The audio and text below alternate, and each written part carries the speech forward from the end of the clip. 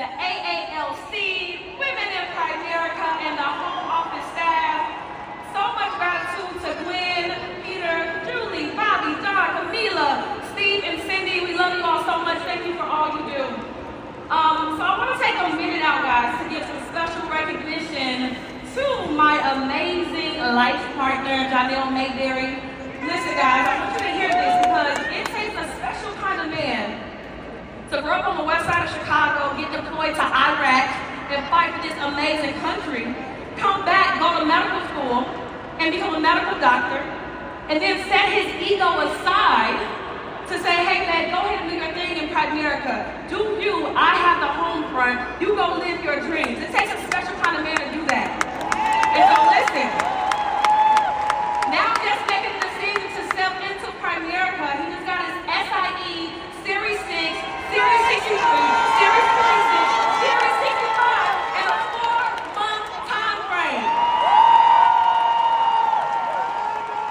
It's a big deal. And it's safe to say, guys, that he will not be going back to anyone's hospital to work as a doctor. Primerica did that! Listen, we did that, and you can do it too. See, what I want to talk to you guys about today is I want to talk a little bit about my story, but I'm going to talk about some things that I've never spoken about before. I went to dinner with a good friend of mine named Trina, and she's a childhood friend. And she talked to me and she said, Mika, I love what you're doing in Primerica. You're blessing so many people. You're doing such a phenomenal job. But when are you going to tell the real story? And I said, whoa. I thought about that when I went home, and I tried to figure out how come there are certain things that I never mentioned. And then I thought about how many blessings I was blocking by not kind of going back to the first half of my life. And today I just want to bless just a few of you. Because I know some of you are wondering if you can really do this thing, if you should really give it your all. And so when I think about my childhood, I remember when we didn't have lights and we had to use candles. I remember when we didn't have gas and had to use, someone else's outlet to plug up the hot plate to cook ramen noodles. I remember those days. I remember when we were on Section 8 and we got put out of our apartment and I had to walk to school and walk by the furniture on the sidewalk and act like it wasn't ours. See, back then, guys, my parents were both addicted to drugs. And very quickly, I had to grow up. I had to make a decision to not allow my current circumstances to dictate my life. So I thank God for my grandmother who stepped in to make sure that my sisters and I survived. I thank God for my aunt who stepped in to make sure that at 16 years old, when the doctors told me that I had cells that would turn cancerous and I needed an adult, but I couldn't find my mother, but she stepped in and she made sure that I got that taken care of.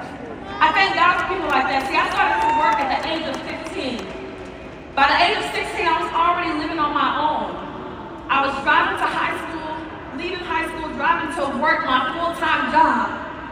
Right? Went to college, did all these great things, graduated college as a magna cum laude. But throughout this process, guys, there were no mentors, no role models, and not many people to depend on. But still, I pushed on. I do want to mention this though. To this day, my parents are no longer addicted to drugs. They are clean, and I'm super proud of them. And they have both played a major role in my success in this business, especially my mom taking on with my daughter, making sure that she did all she could to take care of my child while I built this business. So man, I love my parents. But I want to tell you guys this today.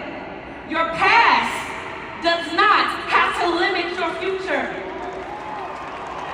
Use your past as a stepping stone for you to have the success that you want in your life. But there are 3 things that I had to develop. The first thing I had to develop was faith in God. See, 2 Corinthians 5 and 7 says, for we live by faith, not by sight. So it doesn't matter what it looks like right now. It doesn't matter what you have going on, what you can see with your eyes. But do you have faith in God? Do you believe that He has to have favor over your life? Do you believe that He can make it happen for you? And as long as you believe that, you will succeed. The second thing I had to develop was belief in myself.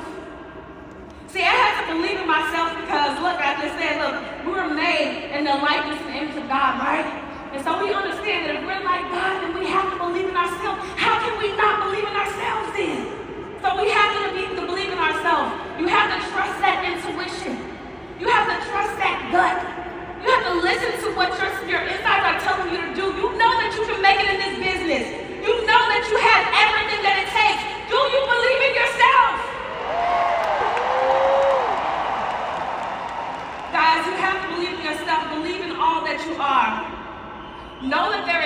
something inside of you that is not in anyone else.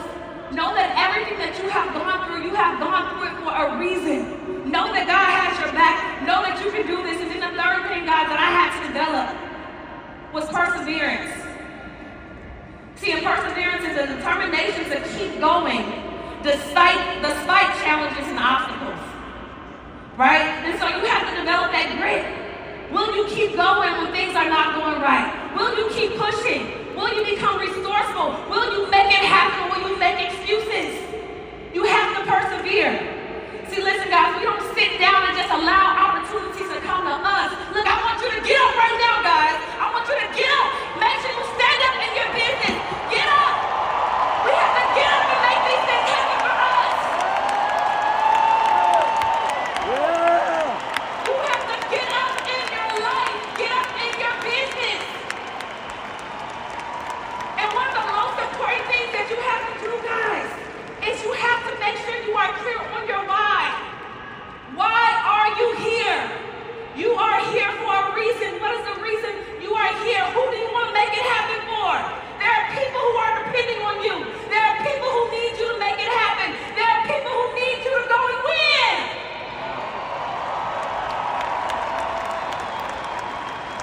So as I wind down here, guys, listen. Your past was preparation. I understand now that God was preparing me.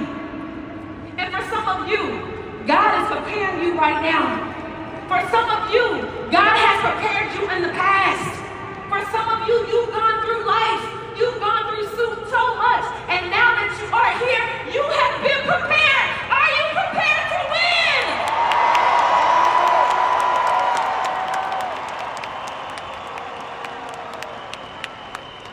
Listen, I want you to tell yourself that you can do this. I want you to tell yourself that you belong here. I want you to tell yourself that you will be on this stage. I want you to understand that everything that you've learned since you've been here for this week, you have to go back home tomorrow and you have to execute. You have to go to work. You have to lose excuses. You have to follow your system. You have to follow your coaches. We have so many blessings here in this business. So many people who want us to win. This amazing company can change your life. Do you truly believe that this company can change your life? Yeah. See, and as I close, guys, I just want to say this. Regardless of where you come from, regardless of what you've been through, regardless of your current situation, you belong here and you can win here. Primerica family, I love you. Let's go win.